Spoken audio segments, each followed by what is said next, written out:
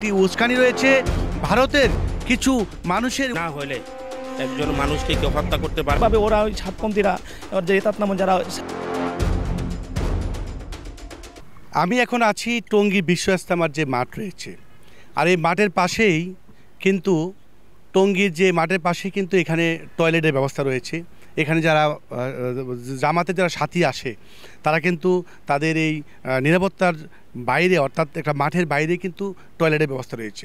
সেখানে এই গত 17ই ডিসেম্বর এবং বার ছিল মঙ্গলবার ঠিক দুপুরের পরে যে জায়গায় কিশোরগঞ্জে বেলাল নামে একজন জামাতের সাথী ছিল এবং ঘটনাটি ঘটেছে, এবং কিশোরগঞ্জে বেলালকে যেখানে হত্যা করা হয়েছে সেই জায়গা কিন্তু আমি দাঁড়িয়ে আছি। ঠিক যে এখানে পুলিশের কিন্তু এখানে একটা বাঁশ দিয়ে একটা এরিয়া দিয়েছে, এরিয়ার বাইরে কিন্তু আমি দাঁড়িয়ে আছি। আমি দেখানোর চেষ্টা করব, ঠিক এই যেটি কাগজ দেখছেন, একটি বাঁশের মধ্যে একটি কাগজ ঝুলানো, ঠিক এই জায়গায় কিশোরগঞ্জের জামাতের সাথী বেলাল নামে একজন ব্যক্তিকে তাকে এখানে হত্যা করা হয়েছে। এবং সেখানে এই যে টুপিটাও পরে আছে, একটা টুপি পরে আছে এবং চশমাটা পরে আছে। এই জায়গায় একজন মুসল্লিকে এইভাবে এখানে হত্যা করা হয়েছে। এটি বিশ্বের কাছে টঙ্গী বিশ্ব ইজতেমার সুনাম নষ্ট করার জন্য এটি করেছেন বলে এখানে বাংলাদেশি যারা আলেমওয়ালা আছেন এবং মুসল্লি যারা আছেন এবং তাবলিগের সাথী যারা আছেন তারা কিন্তু আমাদেরকে জানিয়েছেন এটি ভারতের একটি উস্কানি রয়েছে। ভারতের কিছু মানুষের উস্কানির কারণে জায়গায় হত্যা করা হয়েছে। আমার পাশে এখানে অনেক আলেম আছেন, তাদের কাছে আমরা জানবো এখানে কি ঘটনাটি ঘটেছিল। সন্ত্রাসী, রক্তপিপাসু, সন্ত্রাসীদের মদতদাতা, ওরাও সন্ত্রাসী। আমার বেলাল নামক কিশোরগঞ্জের বাইকে সন্ত্রাসী না হলে একজন মানুষকে কেউ হত্যা করতে পারে না। আমার বাইকে যারা এখানে হত্যা করেছে, বর্তমান সরকার যারা করেছে তাদেরকে চূড়ান্ত দৃষ্টান্তমূলক শাস্তি, এবং এতাতিদের এদেশে তাদের তাবলিগের নাম দিয়া তারা যা করতেছে এদেরকে বয়কট এবং এদের কার্যক্রম এদেশে যেন বন্ধ হয়। এদেশের তৌহিদি জনতা, আপামর জনসাধারণের সকলের প্রাণের দাবি।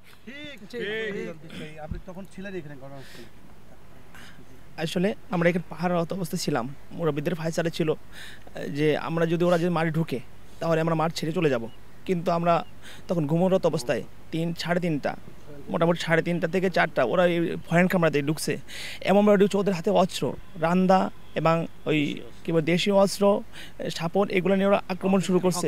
হকি স্টিক এইগুলো দিয়ে ওই সাথীরা এমনভাবে ওরা ওই সাতপন্থীরা যে এতাত নাম যারা সাতপন্থীরা ওরা এমনভাবে আক্রমণ শুরু করছে, সাথী ধরে মাথা বাঁচায় পিটান দেয়, তারা ঘুম করে ফেলছে। অনেক লাশ বলতেছে আমাদের লাশ, আমাদের সাথীদেরকে ওরা মারছো, এইরকম বইটা ওরা মারতেছে, সাথীদেরকে নিয়ে যেতেছে, সাথীদেরকে নিয়ে যেতেছে। আমরা মানে কখন ঘটেছিল? রাত 3:30 থেকে 4টা এই বেলাল বাইকে হত্যা করছে রাত 4টা বাজে। যারা হত্যা করেছিল বলে চাপা দুজনে ধরে পড়ছে আর একজনে জবাই করছে তাকে। মানে আপনি তখন ছিলেন? আমরা এখানে উপস্থিত ছিলাম। মানে দুজনে চাপা ধরছে আর হাত ধরছে, একজনে জবাই দিছে তখন। রাত তাকে 4টা বাজে। কিন্তু আমরা বলে বিভিন্নভাবে আমরা সাহায্য চাইছি, কারণ আমাকে কেউ সাহায্য করো। প্রশ্ন থেকে আমরা তখন কোনো অবস্থায় পাই নাই, প্রশ্ন এখানে ছড়ে গেছে। পরবর্তীতে প্রশ্ন আসছে, আমাদেরকে উদ্ধার করছে সেনাবাহিনী, উদ্ধার করছে আর কি। জি সেনাবাহিনী তখন সর্বোচ্চ আমাদের সাহায্য করছে, সর্বোচ্চ আমাদেরকে সহযোগিতা করছে। সেনাবাহিনীর যদি সাহায্য না পেতাম আমরা হয়তো এখানে কেউ আমরা বাঁচতে পারতাম না। আপনারা দেখেছেন যে একজন প্রত্যক্ষ সাক্ষী, অর্থাৎ যে ঘটনাস্থলে কিশোরগঞ্জে বেলালকে অর্থাৎ তাবলিগের সাথী যাকে হত্যা করা হয়েছে যে জায়গায়, ঠিক এই জায়গায় কিন্তু প্রত্যক্ষ সাক্ষী যিনি ছিলেন, আপনার নাম? মোহাম্মদ মহসিন সাহেব। তার বক্তব্য আপনারা শুনেছেন, অত্যন্ত মর্মাহত। এটি মুসলিম রাষ্ট্রে এ ধরনের ঘটনাকে যারা আলেমওয়ালা রয়েছে তাদের যে আজকে যে সাধারণ জনতা যারা তাবলিগ জামাতে তাদের বক্তব্য শুনেছেন। তবে তাদের একটা দাবি হচ্ছে বাংলাদেশ সেনাবাহিনী এবং আইনশৃঙ্খলা বাহিনীর সদস্যরা যদি পুলিশ সদস্য এখানে না আসতো তাহলে এখানে আরও হত্যার মতো ঘটনা ঘটতে পারত। তবে আমরা আরেকটি ঘটনা শুনেছেন, এখানে যে একজন বড় আলেম রয়েছেন তার কাছে যে আমরা শুনেছি, তিনি যে বলেছেন এটি বিশ্বের কাছে এই টঙ্গী ইজতেমার সুনাম নষ্ট করার জন্য এটি সাতপন্থী যিনি রয়েছেন তার কিছু ওয়ালামালারা যারা আলেমরা রয়েছে তারা কিন্তু এটি করতে পারে বলে ধারণা করেছেন। আসলে আপনার কাছে ধারণা কী মনে হয় কারা এটি করতে পারে? এদেশে যারা এতাদিদেরকে মদত দিচ্ছে, কাজ চালায় নিচ্ছে, তাদের আগের ভিডিওগুলো আপনি দেখেন, তাদের উস্কানিমূলক বক্তব্যগুলো দেখেন এবং তারা কেন এসেছিল তাও তারা তাদের বক্তব্য স্পষ্ট করেছে। তা আমরা আমাদের চোখে আপনারাও দেখলেন স্পষ্টভাবে। সাদ সাহেবের গ্রুপ, ওয়াসিফ সাহেব, ওনার ছেলে উসামা, মুয়াজ বিন নূর, আরও যারা আছে প্রথম সাথে, আমরা তাদেরকে স্পষ্টভাবে দায়ী করব। এমন আমাদের টঙ্গীর আতাউল্লাহ সব। আচ্ছা, এটি কোনো মামলা হয়েছে কি? মামলা প্রক্রিয়া চলতেছে, আমাদের বড়রা বাংলার জন্য আগাইতেছে, মামলা করার জন্য আগাইতেছে।